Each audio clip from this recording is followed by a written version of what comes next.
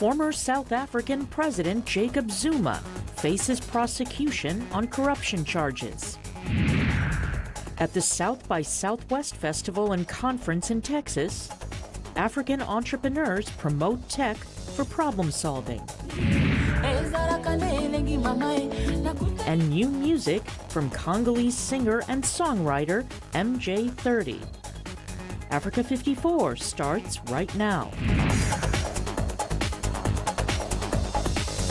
Good evening and welcome. I'm Vincent McCory. This is Africa 54. We begin tonight with the continued downfall of former South African President Jacob Zuma. State prosecutors have announced he will face 18 charges of corruption relating to a controversial $4.8 billion government arms deal in the late 1990s. Zuma faces more than 700 counts of fraud, racketeering and money laundering. He has always denied claims that he received bribes from bidders in the deal. At a press conference in Pretoria, prosecution boss Sean Abraham said a team of senior state prosecutors spent 4 weeks studying Zuma's reasons why he should not have his day in court. He said he's dismissed Mr. Zuma's application, asking that the charges be dropped. I am of the view that there are reasonable prospects of a successful prosecution of Mr. Zuma on the charges listed in the indictment served on Mr. Zuma prior to the termination of the matter by Mshe SC. As a result, Mr. Zuma's representations are unsuccessful. The Director of Public Prosecutions, KwaZulu-Natal, will facilitate the necessary processes for Mr. Zuma and his co-accused to appear in court. Well, Abraham says a trial court is the appropriate place for the matter to be decided. Zuma was at the center of a political firestorm earlier this year and forced to resign by his ruling ANC last month. He was replaced by his deputy, Cyril Ramaphosa, who was taking a tough stance on corruption in South Africa. Now, in neighboring Zimbabwe, former leader Robert Mugabe says he never thought new President Emmerson Mnangagwa would turn against him. In an interview broadcast on Thursday, Mugabe denounced Mnangagwa's move to oust him last year as a coup, viewed by some as a liberation hero. Others remember Mugabe for turning a promising country into economic turmoil and an international pariah. Mnangagwa Deputy President under Mugabe is promising to open up Zimbabwe to foreign investment and mend ties with the West since assuming power. Mugabe, 94, ruled Zimbabwe from independence in 1980 until he stepped down under pressure from Mnangagwa's allies in the army in November. I never thought he whom I had nurtured and brought into government and whose life I had worked so hard in prison to save, as he was threatened with hanging, that one day he would be the man who would turn against me. He could never have assumed the presidency of the country without the army. It's the army which assisted him. The army made sure that the other organs of state were neutralized, completely neutralized. Now, since his fall from power, Mugabe has stayed at his Harare mansion with his wife, Grace. His ousting was the culmination of a power struggle between Mnangagwa and Grace Mugabe, who was being groomed by her husband as his potential successor. Mugabe was granted immunity from prosecution and assured that his safety will be protected in his home country, and a deal that led to his resignation. In North Africa, the Libyan Coast Guard rescued 100 African migrants on Thursday from their sinking boat. The migrants, the majority of whom are women and children, are mostly from Eritrea and Somalia. Coast Guard authorities say the boat's engine failed just hours after setting off from the Libyan city of Coms, east of Tripoli. Another 96 migrants were also picked up by aid organizations early Friday morning, bringing the total number rescued to 196. Libya remains the main departure point for mainly sub-Saharan African migrants trying to reach Europe by sea, although the level of migrant smuggling by Libyan armed groups has dropped under European pressure. The United Nations Security Council has renewed its peacekeeping mission in South Sudan for another year and threatened an arms embargo if fighting continues. Now, the U.S.-sponsored text expresses the Council's intention to consider all appropriate measures against those who take action that undermine the peace, stability, and security of South Sudan. South Sudan's ambassador disagrees with the statement and called punitive actions counterproductive. Well, and now ethnic violence and civil war has raged between forces loyal to Salva Kiir and his supporters, the supporters rather of his former Vice President Riek Machar. A peace agreement signed in December has failed to take hold. UN Secretary General Antonio Guterres says South Sudanese leaders have shown little interest in the well-being of its own people.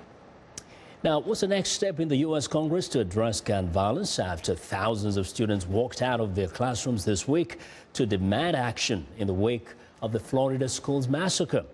As VOA's congressional correspondent Katherine Gibson reports, it appears there is still no clear path forward as lawmakers consider gun laws and how to deal with school safety. A message from students. We will shame our national policymakers into protecting us. To Capitol Hill lawmakers facing tough choices on how to protect them. Some of the loopholes that allowed the Parkland school shooter to elude law enforcement addressed in a bipartisan vote in the U.S. House. It's a shame that when so many of the students at the school knew that this shooter was going to go and do something like this, the system broke down at the federal level with the FBI, even at the local level. And so what this bill does is actually give students, teachers, and law enforcement more tools to identify a mass shooting problem before it happens. But anticipating the next school shooting is only part of the problem, Parkland's congressman said. It will not solve our gun problem. It won't ban bump stocks or require Americans be 21 to buy a gun or fix our broken background check system or get weapons of war, the weapons of choice for mass shooters, off our streets and out of our communities. But it will help troubled students that need help get help. The National Rifle Association supports the background check bill the U.S. House passed last year, but it headed over to the Senate with a measure allowing concealed carrying of weapons across state lines that Democrats won't support. The latest sign the politics of the gun debate can't be escaped. The 17 lives in Parkland, Florida are worth a lot more than the weak response we've heard from this committee and from the president. But some experts welcomed President Trump's proposal to arm teachers. I mean, you have a lot of teachers who are qualified, who could get additional training, who have concealed carry permits, who would be willing, if the schools will permit them, to carry firearms into the classrooms. Even as the controversial and likely expensive effort isn't an option for lawmakers. Among highly trained police officers in training situations where they're in an armed gunfight, their accuracy is less than 20%. And I'm fearful that even if we were to get really good teachers, we probably would be far below that accuracy. But with control of Congress at stake in upcoming midterm elections, a vote on such a politically divisive issue is unlikely. Katherine Gibson, VOA News, Capitol Hill. Well, I want to know what you think about Africa 54 and the stories we covered during the conversation on Facebook. And the address is Africa 54. We're also streaming our show live on Facebook, so check us out and share our show with your friends. Find me on Twitter at VOA Vince McCory now. Coming up, African entrepreneurs propose tech solutions at the South by Southwest Festival in Austin, Texas. Stay with us.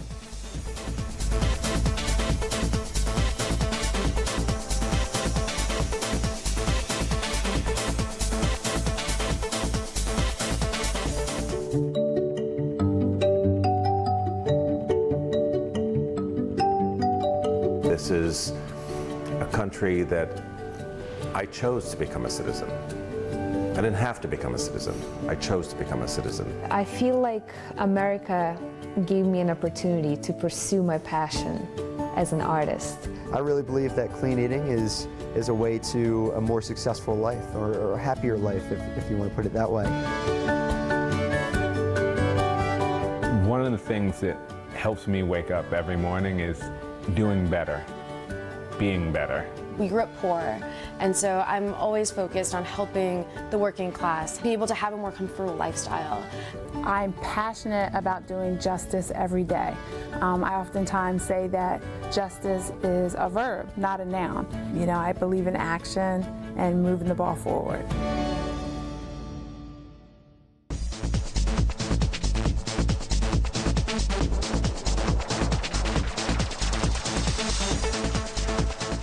Well, South by Southwest is a pop-up marketplace of ideas held in Austin, Texas. It combines music and film festivals with a tech conference. It's 9 days of events that draw people from all over the world, including Africa. Viewers Tickets Together reports.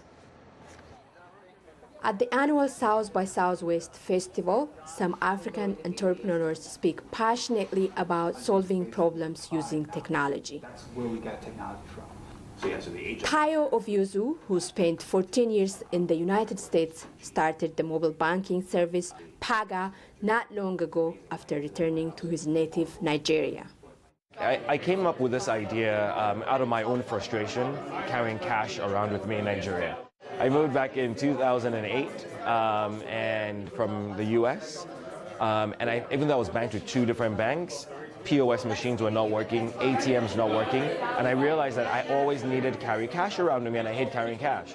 He realized that his cell phone service was more dependable than the point-of-service bank machines. So I said, why can't the phone be the primary means, not the only means, but the primary means of delivering financial transactions? And that's really what got me started on this vision. That was in 2009. Now, Paga is Nigeria's largest mobile banking and financial service company with 8 million users. The owner of Oviozu spoke on a South by Southwest panel about fintech, using technology to improve financial services. The mobile phone is actually what is challenging the status quo in Africa. Another panelist at the event was Omobola Johnson, who said technology is booming in Africa, affecting everything from finance, education, to food. There was about $600 billion invested in tech companies in Africa in 2017.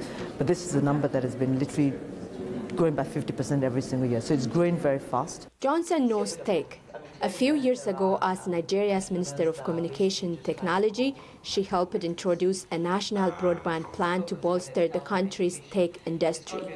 Now she is a senior partner for Telcom Capital, a venture capital firm that invests in startups. She said financing, not internet connectivity, is the bigger barrier to growth in Africa's tech sector. Sometimes the access is there, so the infrastructure is there, but people just can't access it because it's not affordable. Johnson encouraged thinking about tech to solve challenges. People that sell vegetables are not in supermarkets. We have it's all the small mom and pop stores by the roadside, in the streets. That's how they sell. And how do they buy? They actually have to go to central markets, whether it's in Lagos, in Mile 12, or in Nairobi. They take it to their little stores and they sell them there. It's a very, very arduous process. That's a big challenge because it's an agricultural value chain that is actually broken. There's a company that's actually trying to solve that challenge, which is to use mobile technology so that a petty trader uses their mobile phone to order the fruit and vegetable that they need for that particular day. It gets delivered to their little store, and so that trip to the market is no longer there. It's cheaper because they're getting it straight from the farm. So that's a huge challenge that is actually being solved right now. South by Southwest runs through Sunday, March 18th. Tickets get me, Voice of America, Austin, Texas. Now imagine building a stronger, cheaper home in as little as 12 hours. That is now possible with the help of a 3D printer. A 3D printed home was unveiled in Austin, Texas during the South by Southwest Technology Conference and Music Festival. Viewers Elizabeth Lee explains how this new technology could change the lives of families throughout the developing world. This is no ordinary house. So I'm standing in front of the first permitted 3D printed home in America. This house is actually printed in high winds, blowing dust, and rain. The technology to build a 3D printed house must be able to withstand extreme weather conditions because the goal is to build them in developing countries where conditions are not always ideal. We work with really the poorest families in the world that don't have shelters. Bringing 3D printed homes to the poorest in the world, such as this tent community in Haiti, is possible because of the partnership between a robotics construction company named Icon and the nonprofit organization News Story. The magnitude of the problem that we face is so big. It's about 1 billion people that don't have one of life's most basic human needs, and that's safe shelter. What we really need for the size of the issue is exponential growth.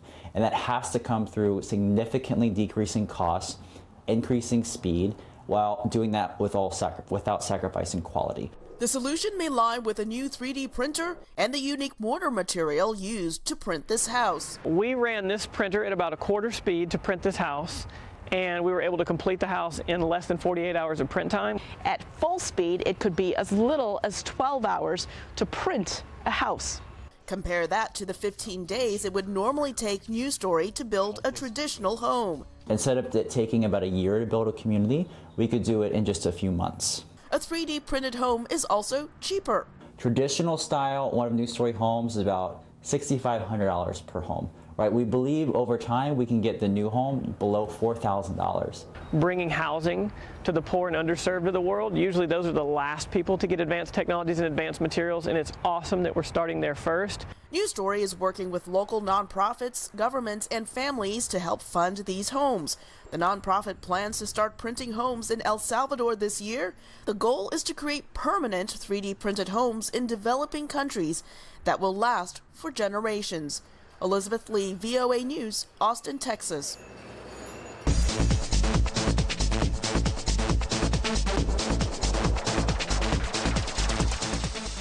50 years after Martin Luther King Jr.'s assassination, his dream of eradicating poverty through social movement remains relevant today. As a tribute to King's legacy, the Smithsonian National Museum of African American History and Culture and the National Museum of American History have collaborated on an exhibition that is not just about poverty, but American democracy and political and social change. Viewers Mariama Diallo has more. Archival footage shows the Poor People's Campaign's 6-week demonstration in Washington in 1968 demanding economic justice.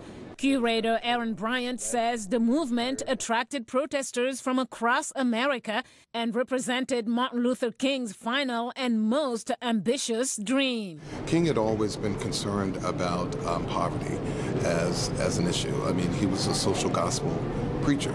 In this tradition of many social gospel preachers, including his own father and grandfather, they were concerned with serving the needs of the poor. While some reports note that between 1964 and 1974, the poverty rate fell from 19 to 11.2%, the hardship which affected people of every race, age, and religion marked a critical transition in the civil rights movement, he says. The campaign officially launched, publicly launched, on May 12th with the Mother's Day March. By May 13th, people were on the National Mall and building this city.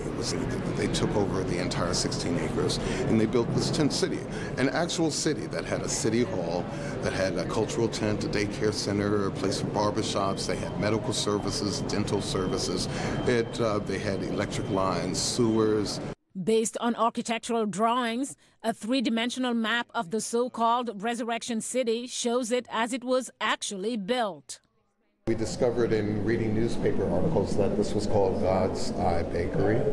Looking at photographs, we ran across a photograph and found out that the daycare center was actually called the Coretta Scott King Daycare Center. Oh, wow. The exhibition features photographs, signs, lapel buttons, wooden tent panels, and rare archival film showing what it was like during the 6 weeks of the campaign, along with the oral histories as told by those who helped organize the campaign, such as Marion Wright Edelman and Andrew Young.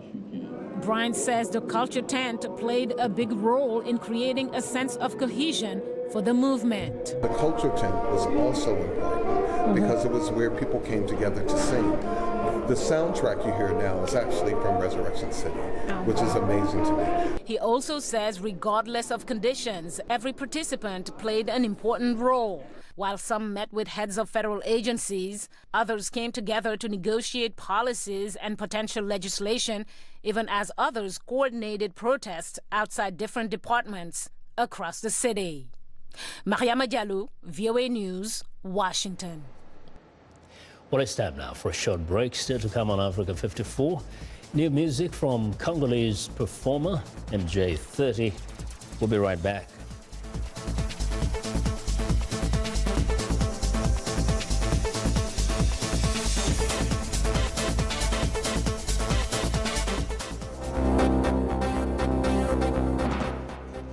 The UN Security Council renews peacekeeping mission in South Sudan for another year and threatens arms embargo if fighting continues. South Sudan's ambassador called the move counterproductive.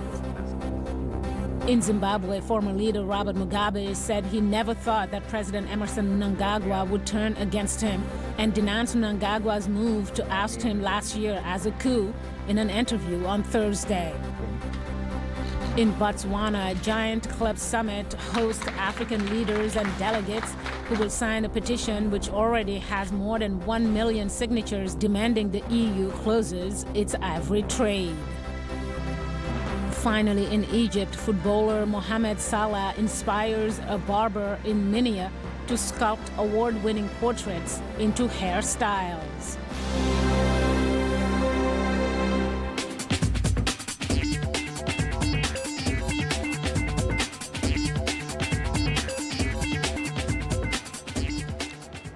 Welcome back to Africa 54, and here's what's trending.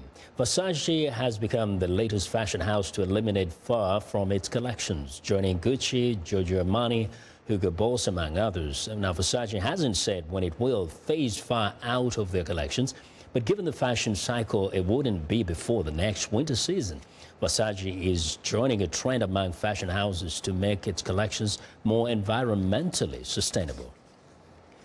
Well, next up, scientists in Britain are developing a high-tech harpoon that is designed to clean up Earth's growing space junk. The barbed spear-like device developed by experts at Airbus is said to be tested in space next month.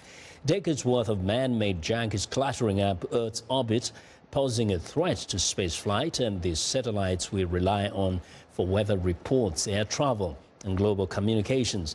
The European Space Agency is also busily developing a range of methods to clear up Earth's space junk, including robotic arms to move wayward spacecraft and nets to capture out-of-control satellites. Well, and finally, Hong Kong's notoriously expensive housing makes owning an affordable home a pipe dream. A local architect is proposing a novel idea to help alleviate that problem, building stylish micro-apartments inside giant concrete drainage pipes. The R-Pod comes equipped with a living room and a bathroom inside the 2.5-meter wide circular walled apartment, which can fit into gaps between buildings or under bridges and is stackable to become a multi-story structure. Now, the R-Pod costs $15,000 to build. The designer says he envisions renting them out for less than $400 a month to recent graduates on low incomes trying to get a foot on the housing ladder. And that's what's trending today. Now, we want to leave you today with Cougar to Love, a music video by Marie-José Njibambui, best known as MJ30, a Congolese singer and songwriter. From all of us in Washington, have a good night and a great weekend.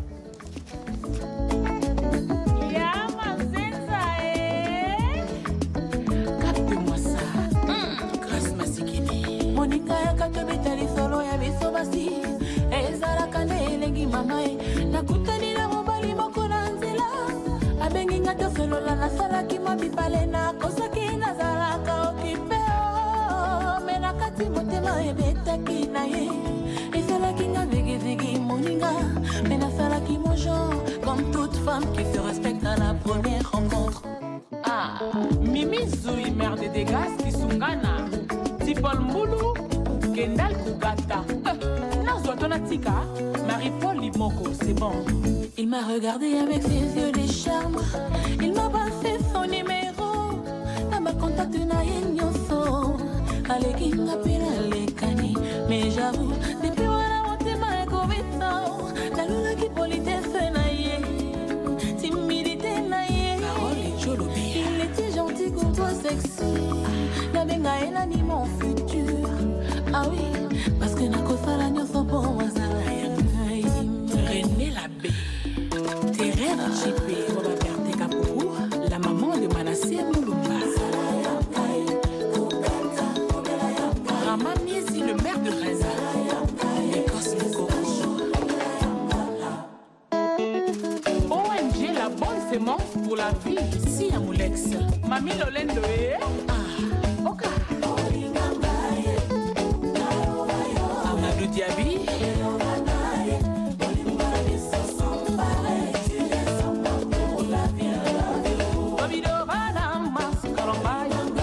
Régine Ilouba, MJ Mimosa, Didier Chongou.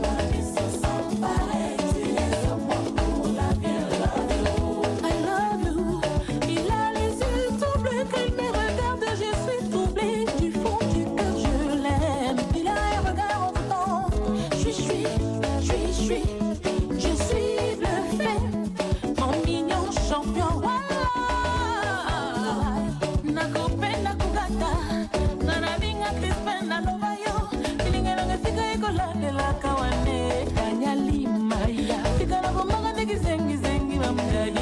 Claudine Kinwa, Lengi Bilengi, Yumigeni Mame, Zola Nama, El Pito Coiffure, Nancy Maya, c'est de quoi elle en a marqué. Diego Musique, Dombolino Leader, MJ30 et Céléos Cram. Info Mayenga, Patricia Modulation. Yasmine la Tanzanie.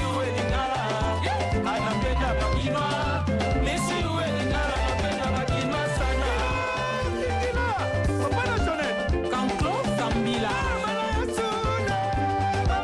Bienvenue Mangani. Kisha Antivirus. Rachidi Léopold Hiroshima. Sébastien Kouati. Mamonique Nalwanda. Cornélie Malone.